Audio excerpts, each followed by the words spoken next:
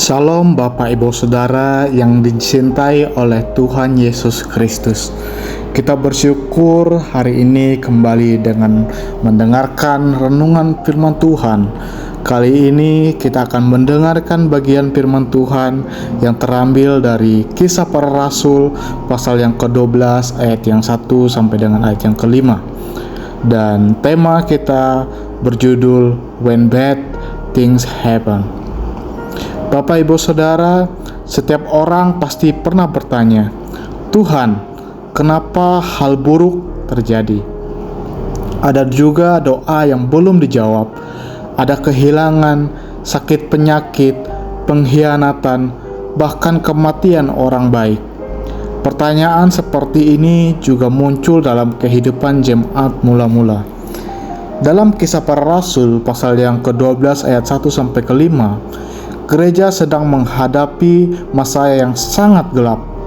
Yakobus dibunuh, Petrus dipenjara, dan jemaat hidup dalam ketakutan.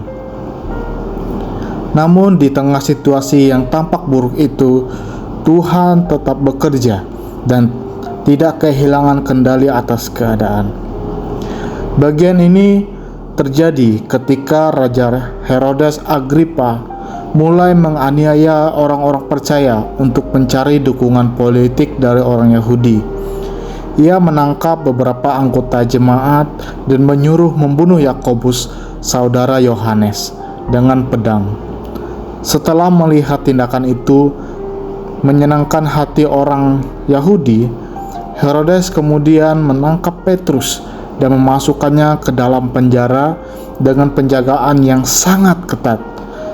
Situasi ini membuat gereja berada dalam tekanan besar dan seolah tidak memiliki harapan.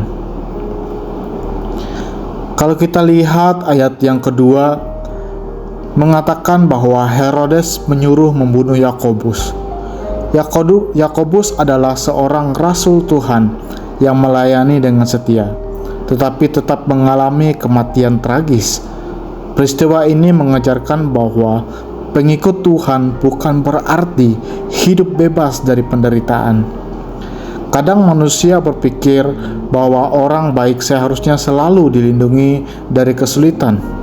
Tetapi Alkitab menunjukkan bahwa orang percaya maupun dapat mengalami air mata, kehilangan, dan penderitaan. Penderitaan bukan tanda bahwa Tuhan meninggalkan umatnya. Justru seringkali di tengah penderitaan, iman dimurnikan dan kesaksian iman menjadi nyata. Karena itu, kita tidak boleh kecewa kepada Tuhan, hanya karena hidup tidak berjalan sesuai harapan. Iman sejati tetap percaya sekalipun keadaan sulit, tetapi mungkin tidak selalu menjelaskan alasan penderitaan. Tetapi ia tetap hadir di tengah semuanya itu. Selanjutnya, Petrus ditangkap dan dimasukkan ke dalam penjara. Secara manusia, keadaannya tampak mustahil untuk lolos. Ia dijaga banyak prajurit dan sedang menunggu hukuman mati. Semua pintu seolah tertutup, namun penjara tidak pernah dapat membatasi kuasa Tuhan. Dalam kehidupan kita, ada banyak penjara yang mungkin kita alami, seperti masalah keluarga, tekanan ekonomi, kegagalan, ketakutan, bahkan dosa dan masa lalu yang terus menghantui kita. Kadang kita merasa tidak ada jalan keluar dan keadaan terlalu berat untuk dihadapi. Tetapi firman Tuhan mengingatkan bahwa Tuhan tetap bekerja, bahkan ketika kita tidak melihat jalannya. Kita tidak boleh mengukur kuasa Tuhan dari situasi yang sedang terjadi. Sebab apa yang mustahil bagi manusia tetap mungkin bagi Tuhan. Di tengah keadaan yang terlihat buruk sekalipun, Tuhan tetap memegang kendali hidup kita. Kalau kita lihat ayat yang kelima, ini menjadi pusat dari bagian ini, di mana di tengah ancaman dan penderitaan, jemaat tidak berhenti berharap kepada Tuhan. Firman Tuhan berkata, bahwa jemaat dengan tekun mendoakan Petrus. Mereka tidak memiliki kekuatan politik, senjata atau pengaruh besar, tetapi mereka memiliki doa. Menariknya, walaupun Yakobus mati dan Petrus dipenjara, jemaat tetap datang kepada Tuhan dalam doa. Mereka tidak menyerah kepada keadaan. Hal ini mengajarkan bahwa doa bukanlah pelarian terakhir, melainkan respon iman yang pertama. Ketika hal buruk terjadi, orang percaya tidak dipanggil untuk menjauh dari Tuhan, tetapi justru semakin dekat kepadanya. Kita tidak hanya dipanggil untuk panik atau mengeluh, tetapi untuk berdoa dan saling menopang dalam iman. Gereja harus menjadi komunitas yang saling menguatkan dan membuat satu sama lain di dalam doa.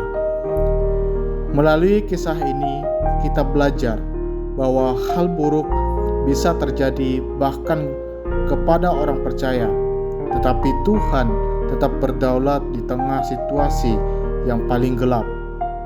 Respon terbaik orang percaya bukanlah menyerah, melainkan tetap percaya dan berdoa. Kadang Tuhan mengizinkan Yakobus mati, dan kadang Tuhan melepaskan Petrus dari penjara. Kita mungkin tidak selalu mengerti jalan Tuhan, tetapi kita dapat percaya bahwa Tuhan tidak pernah kehilangan kendali atas hidup umatnya. Ada sebuah ilustrasi tentang seorang anak kecil yang pergi di kapal saat badai besar melanda. Semua penumpang panik dan ketakutan, tetapi anak itu tetap tenang. Ketika seseorang bertanya mengapa ia tidak takut, anak itu menjawab, "Ayahku adalah kapten kapal ini."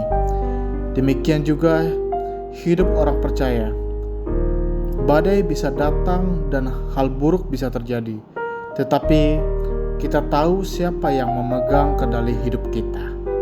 Oleh karena itu, when bad things happen, remember God is still on the throne.